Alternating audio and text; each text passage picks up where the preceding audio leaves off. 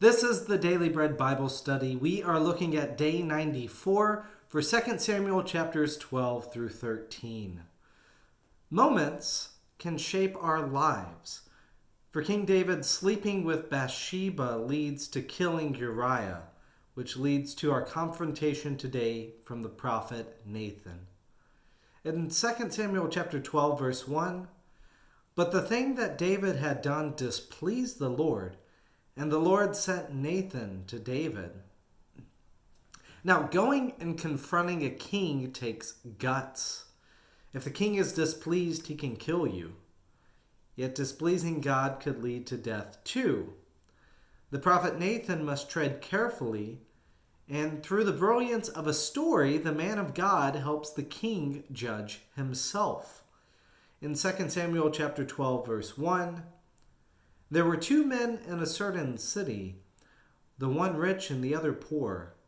The rich man had very many flocks and herds, but the poor man had nothing but one little ewe lamb, which he had bought. He brought it up and grew it up with him and with his children, and it used to eat of his meager fare and to drink of his cup and to lie in his bosom. It was like a daughter to him. Now there was a traveler to the rich man, and he was loathsome to take one of his own flock or herd to prepare for the wayfarer who had come to him. But he took the poor man's lamb and prepared that for the guest who had come to him." The injustice is clear. The rich man has no right to take from the poor man.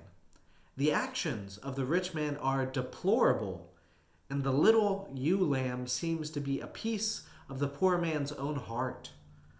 Thus, King David's sense of justice kicks in 2 Samuel 12, verse 5. "Then David's anger was greatly kindled against the man. He said to Nathan, 'As the Lord lives, the man who has done this deserves to die.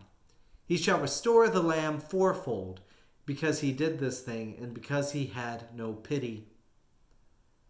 And the prophet Nathan's words must stop the king in his tracks. You are the man. Then God states that he gave David anything he wanted, yet David despised the word of the Lord by his terrible actions with Uriah. God promises trouble, quote, "From within his own house, your wives will be publicly given over to other men. The child born to Bathsheba will die, and David will not die, but have to witness the consequences that will come to pass." So David admits his guilt and seeks forgiveness.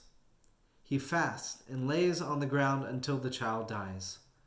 He accepts that the child's death is his responsibility, washes up, and then goes to worship God, to focus again on God's will instead of his own. Psalm 51 is a psalm dedicated to God concerning these events, and it models his hopes, as it says in Psalm 51, verse 10, "Create in me a clean heart, O God, and put a new and right spirit within me." The Lord must also believe that David is trying to change, for God is quick to bless David again. In 2 Samuel 12, verse 24, "Then David consoled his wife Bathsheba, and went to her and lay with her, and she bore him a son and named him Solomon. And the Lord loved him." Additionally, God gives the Amorites into the hands of the Israelites, who plunder them. In 2 Samuel 13, time passes, and the seed of sin grows up with David's children. David has two sons from different mothers, Absalom and Amnon. Amnon develops a lust for Absalom's sister, Tamar. Tormented by his desire, Amnon gets tempted into sin in 2 Samuel 13, verse 5. "Lie down on your bed and pretend to be ill, and when your father comes to see you, say to him, 'Let my sister Tamar come and give me something to eat, and prepare the food in my sight, so that I may see it and eat it from her hand.'"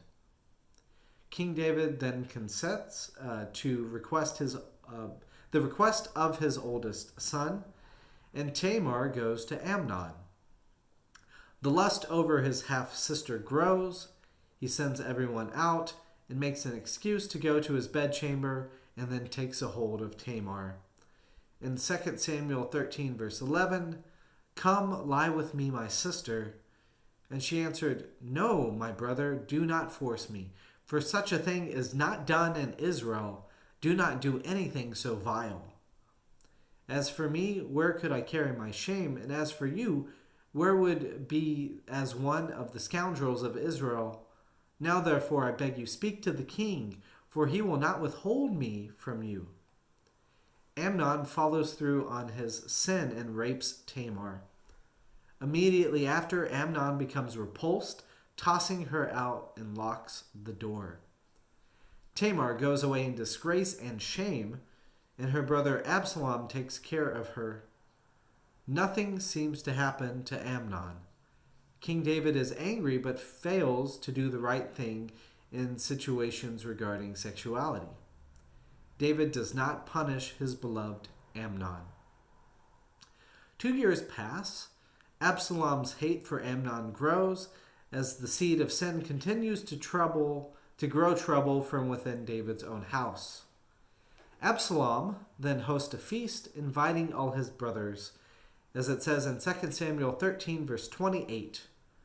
Then Absalom commanded his servants, "Watch when Amnon's heart is merry with wine, and when I say to you, 'Strike Amnon, then kill him,' do not be afraid. Have I not myself commanded you? Be courageous and valiant." So the servants of Absalom did to Amnon as Absalom had commanded. Then all the king's sons rose, and each mounted his mule and fled. Absalom exacts revenge and runs himself. In 2 Samuel 13, verse 38, Absalom, having fled to Geser, stayed there 3 years. And the heart of the king went out, yearning for Absalom, for he was now consoled over the death of Amnon. I imagine King David acknowledges some part of the dysfunction. Bathsheba's son and Amnon are now dead. Tamar has been raped, and Absalom runs like a fugitive.